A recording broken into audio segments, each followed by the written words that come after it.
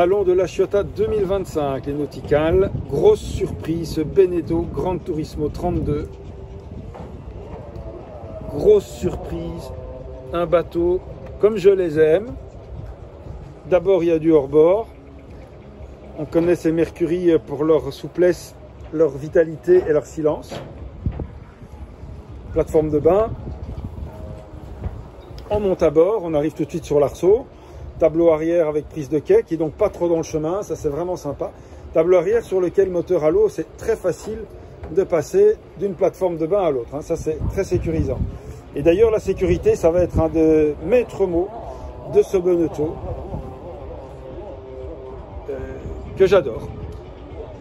On retrouve ici le cockpit du Flyer 10, donc avec cette table biseautée, cette circulation comme ça, très ludique, ça c'est super gai de se balader là. Ici il est aménagé en bain de soleil, évidemment on peut encore abaisser le dossier, donc c'est à la fois un bain de soleil, c'est à la fois un carré, c'est à la fois un cockpit, avec voilà, une sellerie très sympa, et un bloc cuisine qui lui fait face, frigo, poubelle, évier, gaz. Oh, je me rends compte ici qu'il n'y a pas de passe avant. Tiens, à bâbord non plus, il n'y a pas de passe avant. Vous l'avez vu évidemment quand j'ai baladé la caméra. Le passage sur le bain de soleil avant se fait par là. On y vient juste après. Alors ici, on a une belle signature graphique Beneteau qui fait un peu penser à Galéon avec des fenêtres là. Un ciel de toit qui encastre 3 spots et un grand toit ouvrant électrique qui fait que je tombe directement sur le poste de barre. Poste de barre ici avec motorisation Mercury, joystick, Garmin, propulseur d'étrave, flaps et les commandes classiques avec également un beau volant où on voit l'inox qui revient comme ça sur le pourtour du volant. 2 sièges avec cette forme hexagonale et une banquette. Donc 4 personnes peuvent être impliquées dans la navigation, le skipper, un copilote et 2 passagers face à la mer. Mais la place vraiment qui est dégagée par l'absence de ces passes avant permet d'avoir un sentiment de liberté énorme dans ce bateau parce que forcément on gagne beaucoup de centimètres. En plus de ça, on va gagner de la sécurité. Pourquoi? On voit ça tout de suite.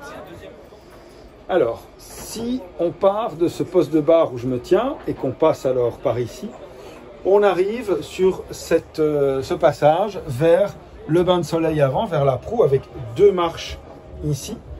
Une porte bien entendu pour couper les entrées d'eau, les projections, et alors la vitre qui se rabat. Et donc on passe complètement en sécurité et à l'intérieur sur ce bain de soleil avant avec 3 énormes transats, énormes, un balcon de protection ici, des baffles de la fusion et vraiment un passage encastré jusqu'au bout pour aller s'asseoir dans un transat.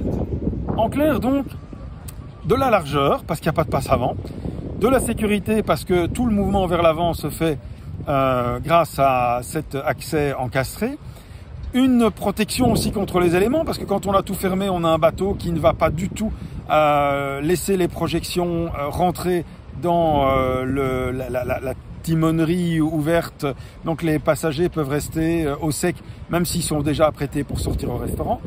De la facilité avec un cockpit hyper modulable, de l'économie avec des moteurs hors bord. Évidemment, il reste l'espace intérieur. Est-ce qu'il va être à la hauteur? C'est souvent le problème de ce genre de bateau, c'est que l'espace intérieur est sacrifié.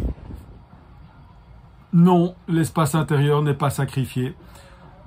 J'ai le sentiment, je pourrais me tromper, et peut-être que Beneteau me ramènera sur le bon chemin, qu'on est à l'intérieur d'un Flyer 10 ici, avec l'armoire verticale où on a le le rideau coulissant pour fermer l'espace avant.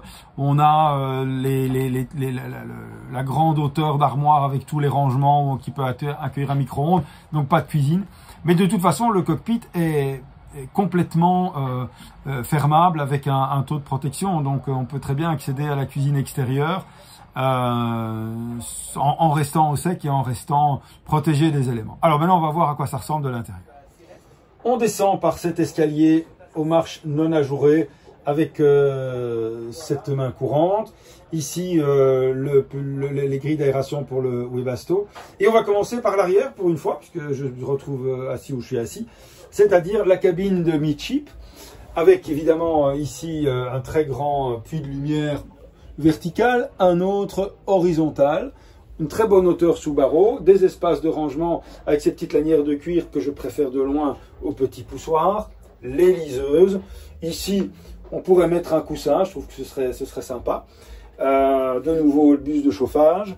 Et puis alors, voilà, cette cabine qui court vraiment sur toute la largeur du bateau, avec des espaces techniques également. On a ici, surprise, encore un rehaussement de la hauteur sous barreau, avec une ventilation là qui va donner dans le cockpit. Ici également une grande rigole et une fenêtre de coque avec hublot. Allez, on passe à l'espace avant.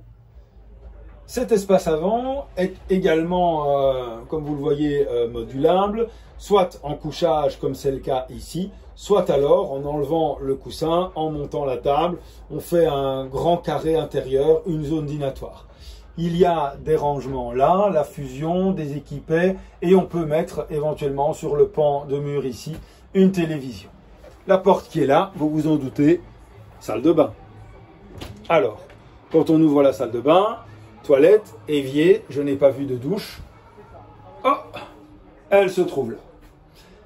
Avec une assise déployable, un montant de douche et une douche ici.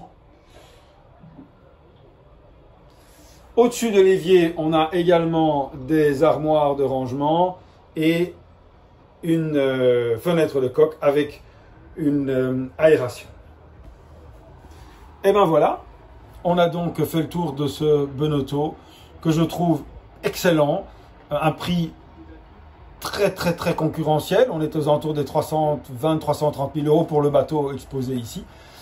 Super modularité à l'extérieur, à l'arrière, à l'avant et à l'intérieur avec une cabine, voire une deuxième cabine d'appoint ou un espace dînatoire fixe.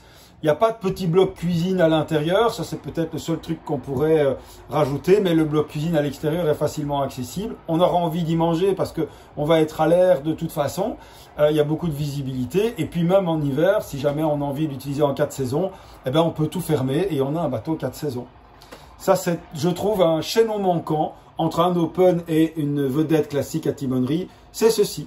Vraiment dans l'esprit de ce qu'étaient les anciens leaders chez Jeannot, Benotto se remet à faire ce genre de bateau et c'est une très bonne chose.